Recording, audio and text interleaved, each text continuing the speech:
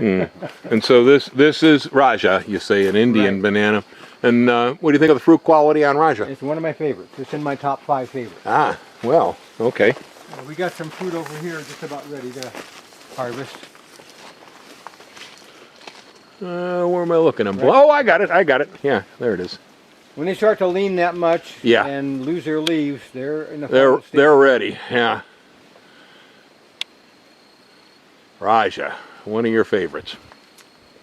Hard to have a favorite. I don't have a favorite. I have One of. a top 5 and a top 10, and Yeah, I great get respect for all of them. I get the same problem. People ask me, well, what's your favorite? You got so much coleus growing around here. I take it that they must kind of spread themselves. And also, my wife spreads them because when we're clearing an area, she'll pull them out and just toss them off to the side, knowing that they're going to grow again and create some temporary color and screening. We got squashes rambling through the whole mess over here, over the Hunter grass, huh? That's kabocha. Kabocha, yeah. This is the row red, the short version of the Zebrina. Row red? R-O-W-E. R-O-W-E. Look at that leaf. Oh, that's pretty. And then the burgundy on the backside. Yeah. And there's a fruit. It's about the size of a finger, long racks. Oh, I see them, yeah. And Oh, it has that's a cool. Very, very delicious. It's like a mild apple banana. Huh. Very, So very Dr. Rowe, who developed the Row Red from the Zebrina, actually when Goldfinger was not accepted as, what did you say? as a successor to the virus-prone Bluefield, he committed suicide. Bummer. Bummer. Yeah, Bummer. Nice story about him. Really? I've heard of soap operas, never heard of banana operas before. They sing. Look at that flower. Oh, wow. That's one of my absolute favorites. Yeah, you bring this one to the market a lot, right? Right. And I have a disclaimer, though. There is a problem with it. It's USC's colors. USC, yeah, Santa Cruz. So they should have called it the banana slug heliconia? But we haven't found. I haven't found any heliconia yet that's blue and gold. No blue and golds. That's Bluefield. That's Bluefield. So this is the original banana. That's the most popular banana in Philippines. Ah. Big, fat, stubby. Most popular cooking banana in the Philippines, but also doubles as the most popular for making dehydrated sweet bananas. Ah, okay. So it goes both ways, and it's delicious. This is my wife's top 5 favorite. Cardaba. Yep. Hardy. I tried that one in California, and it did survive, but that was the best I could say about it. Doing a little bit of cardboard mulch and stuff. Weed mat. Yeah, I use it. Yeah, I strip the labels and tape off, and we use it as a weed mat. It doesn't stop the weeds, but it slows them down. Slows them down. You get whatever you put in will get a chance to take. Yeah, and it'll decompose into food. You get your cinder. I bring that up by the 30 cubic yard loads too. Yeah, black cinder. What size is this? This is the nursery size. This is what the orchid people like. And down at the Sanford Leilani Cinder Quarry, when I make deliveries down Lower Puna, I go by there and pick up a pickup load. For 20 bucks, they'll fill the back of my pickup with this stuff. Nice. I was in here yesterday just starting to clear. This is Puna Rose does very well here too. But the heliconia is just gorgeous. You said iris? Heliconia iris. Iris Banoche is the name. Iris Banoche. Sounds like a lady's name, huh? Yeah, a couple full flushes over there. One day I was picking a flower for the market. It was back 2-3 years ago. And I was looking around for a very upright flower that would be nice and stately. And as I looked up around the plant and I started seeing all the flowers, and here's another, there's another. Beautiful. I started counting the flower. I stopped counting at 120. Oh, wow. And it's so aggressive, it's actually overrunning 2 apple banana. Weed. Of course, weed is a word I use to demonstrate my ignorance. When you didn't know what it was and you didn't put it in there, it must have been a weed, right? No. Well, that's part of it. Part of the definition. Yeah. My ignorance goes deeper than that. Okay. Well, we don't know. Yeah. We just don't know. We don't know. No, we don't know. That's What kind true. of bananas are these? That's apple.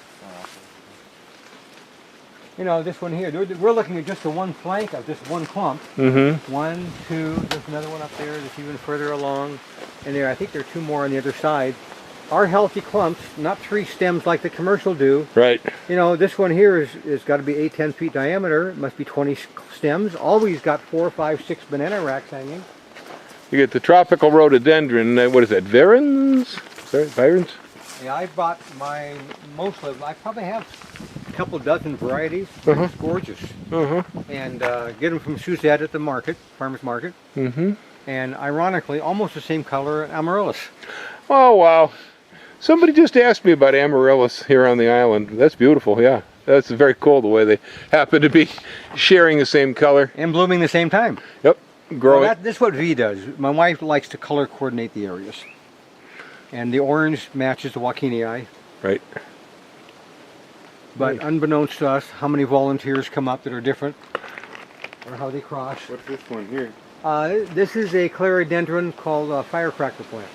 And I don't recommend people growing it. This is overtaking a one of my favorite heliconias called Hot Rio Nights. Yeah. Called what? Hot Rio Nights. Hot Rio Night. Oh, I see. Oh yeah.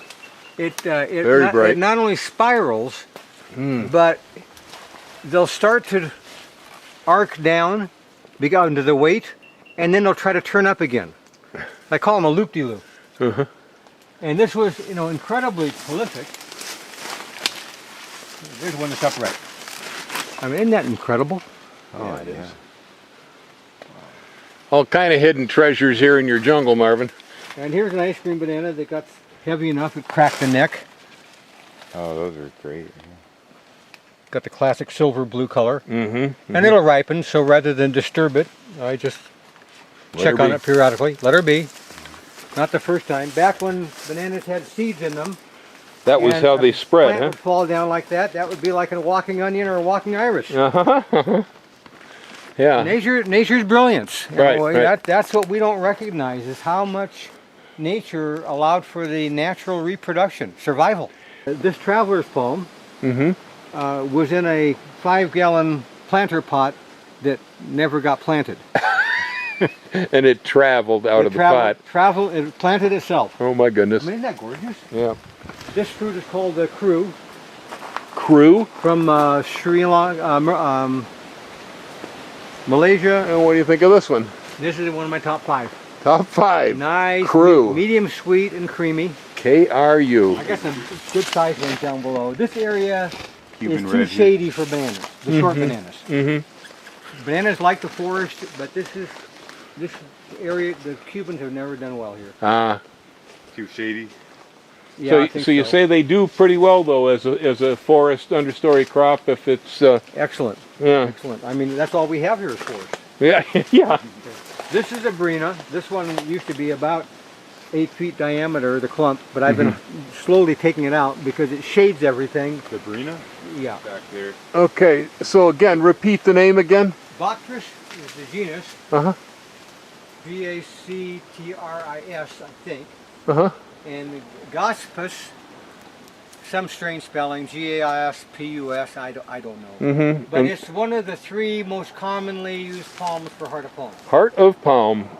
Yummy stuff, actually. Yeah, I planted about 15 of them, thinking they were dwarf.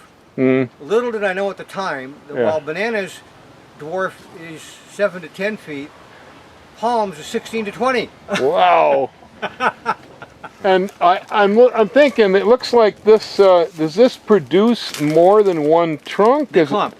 It's a clumper, so you can harvest the heart without killing the plant. You don't kill the plant like you would for a coconut or the other 2 kinds of popular heart of palm. Right. You just cut down one and then the others are growing up. So it's a sustainable. And that's what the farms do. I helped a guy. He wouldn't sell me any of his plants, but he said if I'd work for him, I could earn some.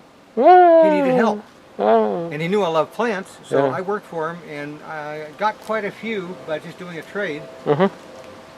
It's not what I would grow now. What I grow now that I would use if I took the time to do heart of palm, I would do it with the acai palm. But we want that for the fruit. Yeah, that one's for the fruit. And that we grow. We have probably about a dozen growing now. So that's a good heart too, and it's shorter, I take it. Yeah. Not much. were trying to make, in South America, in one of their settlements, were trying to make beer out of the fruit. And the fruit's considered to be the most significant pre-Columbian nutrition of the continent. That's significant. So the peach palm, or the same one you have here for the heart of palm. Right. They would, the fruit's about the size of a golf ball, maybe a little bit bigger. And they would dry the fruit and make a flour out of it that would preserve, and they could take it with them on their nomadic excursions. Well, the British tried to take the ripe fruit and make beer. Yeah. It smelled like peach.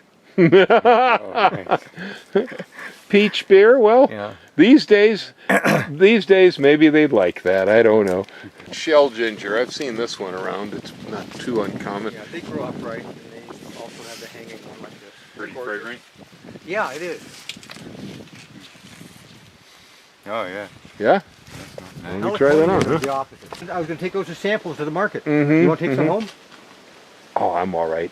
She's not home anyway, so don't worry about it. I'm the only one around. I'll just look at it and go, uh-huh. Yeah, in Saturday mornings, they could cut flowers and stick them in a barrel of water and wait to load. And some fruit. Come get some bananas. Oh, yes. Bananas, yes.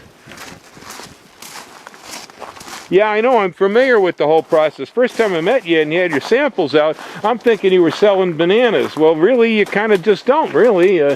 Mostly... Well, there's so many bananas, I need to sell some. Yeah, yeah. And I had 3 health stores that wanted me to bring bananas to them. It costs more for gas than I can get To from it. move It's not worth it. Yeah, yeah. So these are apple. This is crew. Yeah. That was, the spelling on crew is what again? KRU. KRU. So this here is crew. And this one rates on your list of bananas as Top 5. My top 5. top 5. You gotta Marvin's remember, top that's 5. my top 5 because it's all subjective. Yes, of course. When people ask me, what kind of banana should I buy? What kind of banana should I plant? I look at them very playfully and I say, the ones you like. Well, So that's another reason for sampling. I'd say Marvin's top 5 is a good place to start. It's a good place to start. A guy with so many bananas around here must have a reasonable idea about Yeah. this. And my wife's got 2 that aren't on mine and vice versa. But that's a subjectivity.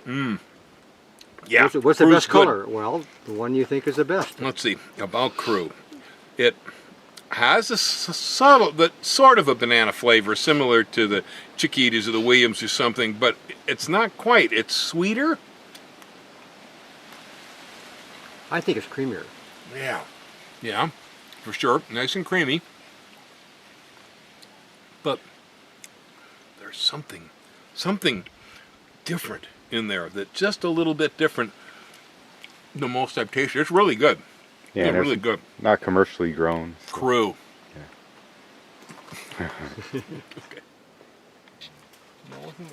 Yeah, you sold it to, they like that. They compared it to, they wanted one that you could eat.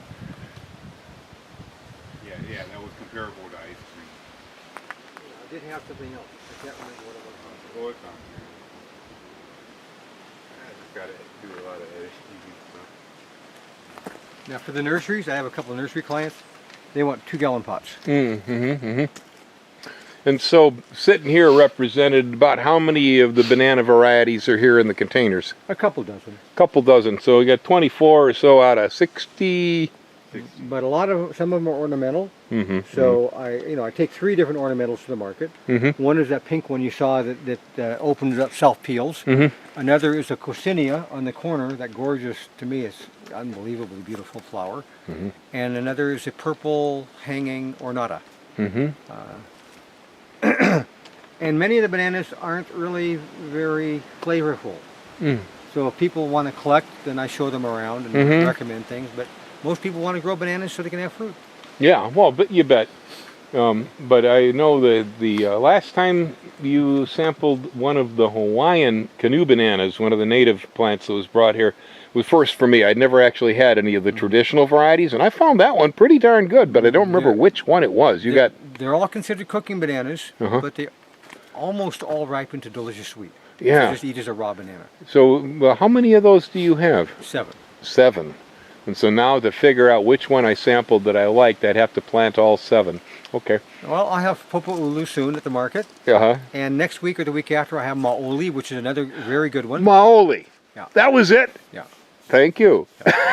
Maoli. I And got to remember. the Helena, which I think is all of those three the best. I just saw a flower coming out.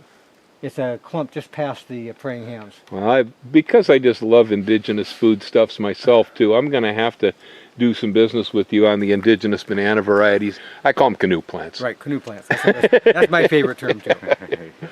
All righty.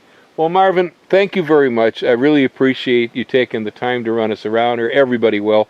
And again, this is Marvin here. I call him the banana guy, and Marvin calls the farm what? Bhakti Garden. Bhakti Garden, and we're here at Kapua Farm Lots in Mountain View, Hawaii. I don't know, Marvin, do you want me to give people, you got a website or anything like that for contact? Got a phone number. Got a phone number? You want to put it on? 808-315-2380. There you go. Anybody who happens to be here on the Big Island, and if Marvin can find the time, and you like bananas or heliconia, this is the guy to talk to. Okay, I need to add one comment. The voicemail on Verizon is very inconsistent.